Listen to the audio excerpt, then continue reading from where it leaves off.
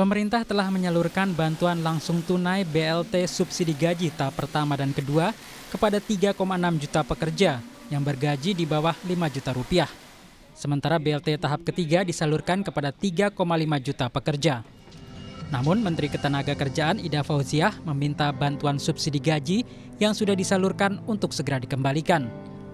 Hal itu disampaikan khusus kepada pekerja yang tidak memenuhi syarat tapi sudah terlanjur menerima bantuan. Begitupun para pekerja yang tidak memenuhi persyaratan sesuai dengan peraturan Menteri Ketenagakerjaan nomor 14 tahun 2020 tentang pedoman pemberian bantuan pemerintah berupa subsidi gaji atau upah bagi para pekerja dalam penanganan dampak COVID-19 ini, namun telah menerima bantuan ini, maka kami mohon yang bersangkutan wajib mengembalikan bantuan tersebut ke rekening kas negara. Berdasarkan Peraturan Kementerian Ketenagakerjaan Nomor 14 Tahun 2020, persyaratan penerima BLT adalah warga negara Indonesia, terdaftar sebagai peserta aktif BPJS Ketenagakerjaan, peserta adalah pekerja penerima gaji atau upah, tenggat waktu kepesertaan di BPJS Ketenagakerjaan sampai Juni 2020, upah di bawah 5 juta rupiah, serta memiliki rekening pribadi. Sementara itu, pemerintah berencana untuk memperpanjang pemberian BLT Rp600.000 hingga kuartal kedua tahun 2021, yaitu bulan Januari sampai Juni 2021. Hal itu dilakukan guna mendorong perekonomian di tengah pandemi corona. Dan ini kami sudah sampaikan ke dalam rapat kemarin dengan Bapak Presiden. Ini akan dilanjutkan di tahun 2021 selama 3 bulan dan mungkin akan kita pertimbangkan 6 bulan, Q1 dan Q2. Pemerintah memberikan BLT kepada karyawan swasta untuk membantu semua lapisan masyarakat di masa pandemi. Data penerima BLT sepenuhnya didasarkan pada data tunggal yang ada di BPJS Ketenagakerjaan. Tim Liputan Kompas TV.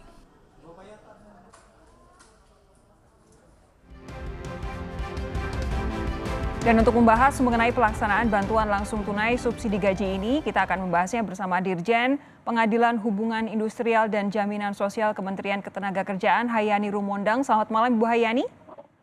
Selamat malam, Mbak. Ada pula anggota DPR dari fraksi PAN, Saleh Daulay. Pak Saleh, sehat ya? Sehat, alhamdulillah. Selamat malam, Mbak Sofia. Assalamualaikum warahmatullahi wabarakatuh. Waalaikumsalam warahmatullahi wabarakatuh. Saya ke Bu Hayani dulu. Bu Hayani, jadi tadi saya kutip pernyataan Bu Ida Fauziah, kami mohon wajib mengembalikan. Jadi dimohon atau diwajibkan mengembalikan? Ya, jadi Mbak Sofi, jadi di dalam peraturan menterinya itu memang bunyinya bunyinya adalah diwajibkan. Jadi bagi para yang sudah menerima, namun rasa bahwa tidak sesuai atau hal-hal yang mungkin terkait dengan akhirnya disebut bahwa tidak pantas menerimanya, nah maka bunyinya itu adalah wajib, jadi bukan himbau, tetapi wajib mengembalikan. Oke, mekanismenya akan seperti apa kalau sudah saya terima? Apakah saya transfer kembali atau seperti apa? Tapi saya bayangkan kalau saya terima sih saya akan pegang sendiri, Bu, tidak akan saya kembalikan. Ya, justru tentu kan pasti ada pengaduan ya. Kalau merasa memang tidak layak menerima, tentu ada informasi, ada pengaduannya menyampaikan. Nah, ini kami harapkan tentu bisa datang kembali ke banknya. Dan ini yang diharapkan karena merasa bahwa tidak layak begitu. Jadi ini sepenuhnya tergantung pada kesadaran orang-orang yang telanjur menerima, begitu? Betul Mbak Sofi, karena yang kalau orangnya tidak sadar, Bu? Berarti kan tidak ada yang menyampaikan, tidak ada yang tidak mengadu, tidak menyampaikan. Artinya kan yang bersangkutan merasa bahwa pantas menerima, kan begitu Mbak Sofi. Jadi sebenarnya ini menantikan masyarakat yang telanjur menerima untuk sadar dan mengembalikan atau diwajibkan? Kalau diwajibkan kan berarti harusnya ada mekanisme khusus. Ya, jadi kan begini Mbak Sofi, di dalam regulasinya itu kan ada syarat-syarat yang tadi sudah disebutkan juga dari video yang kita tonton tadi, bahwa syarat-syarat tersebut harus terpenuhi. Nah, ketika menerima dan merasa bahwa dari syarat-syarat tersebut yang bersangkutan merasa bahwa tidak layak untuk menerima itu, tentu yang bersangkutan harus menyampaikannya, begitu Bu. Karena sebenarnya kan yang bersangkutan sendiri kan tidak mendaftarkan untuk minta mendapatkan bantuan subsidi upah, tetapi melalui data yang ada di BPJS Ketenagakerjaan. Oke, jadi sebenarnya kenapa bisa sih Bu ada orang-orang yang tidak berhak lalu kemudian dikirimi uang oleh pemerintah? Terus terang kami belum mendapatkan datanya Mbak Sofi tentang hal itu. Jadi sebenarnya mekanismenya bahwa mekanisme subsidi upah atau gaji ini data diterima dari BPJS. Ya. Jadi data itu asalnya adalah dari BPJS Ketenagakerjaan. Lalu kemudian tentu BPJS Ketenagakerjaan ini mendapatkan data ini adalah dari data yang didaftarkan oleh pemberi kerja. Jadi Oke. Bu Hayani, tampaknya terputus. Coba akan kami hubungi sekali lagi. Saya ingin meralat tadi Bu Hayani Rumondang adalah Dirjen Pembinaan Hubungan Industrial dan Jamsos Kemenaker. Pak Saleh Daulay, Pak Saleh, saya ingin mendapatkan tanggapan Anda dari semua keterangan Ibu Hayani tadi, baik soal mekanisme maupun soal pendataan. Silakan. Ya, pertama sebetulnya kan saya merasa aneh saja gitu kalau misalnya ada kesalahan data yang terjadi. Ini kan kalau tidak salah sudah tahap ketiga ini pencairannya. Jadi sekarang ada yang dianggap kesalahan data.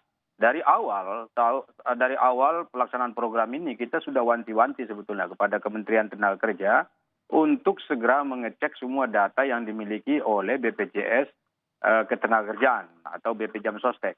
Kenapa? Karena kita merasa menyadari bahwa data-data yang dimiliki BP Jamsostek itu tidak semuanya benar. Kenapa? Karena di sana itu sangat dinamis. Ada orang masuk, ada orang keluar, dan seterusnya. Apalagi tadi kan patokannya kan bulan Juni. Nah, itu yang pertama. Kemudian yang kedua, tadi ada istilah yang disebut oleh Mbak Sofia tadi, saya kira itu cukup kritis ya pertanyaannya, di mana disebut ini kan wajib dikembalikan. Kalau wajib dikembalikan itu ya mesti yang meneliti dan ngecek siapa yang salah itu bukan orang yang menerima, tetapi orang yang memberi. Kenapa? Karena orang yang menerima ya nggak mungkin lagi, agak susah rasanya orang untuk mengembalikan kepada pemerintah gitu. Karena tadi dijelaskan dia kan tidak minta sebetulnya.